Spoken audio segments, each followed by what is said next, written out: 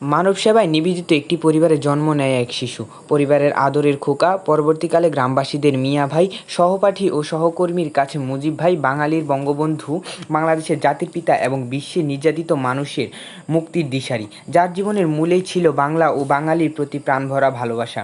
তিনি শৈশব থেকেই একটি কবিতার 2টি লাইন গুনগুন করতেন: আমার বাংলার মাটি, তোমায় আমি রাখবো পরিপাটি। আমার বঙ্গবন্ধু আমার চোখে একজন আপসহীন মহাপুরুষ এবং বাঙালির আত্মপরিচয়ের ঠিকানা।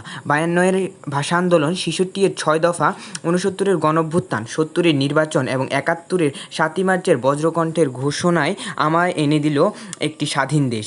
দেশের আর্থসামাজিক উন্নয়নের জন্য তিনি অক্লান্ত পরিশ্রম করেছিলেন, কিন্তু দেশি বিদেশি ষড়যন্ত্রের শিকার হয়ে ঘাতকরা তাকে নির্মমভাবে হত্যা করে। তিনি চলে গেছেন, তবে রেখে গেছেন তার আদর্শের সর্বশ্রেষ্ঠ উত্তরাধিকারী, তার কন্যা মাননীয় প্রধানমন্ত্রী শেখ হাসিনা, যার হাত ধরে এগিয়ে যাচ্ছে বঙ্গবন্ধুর সোনার বাংলা।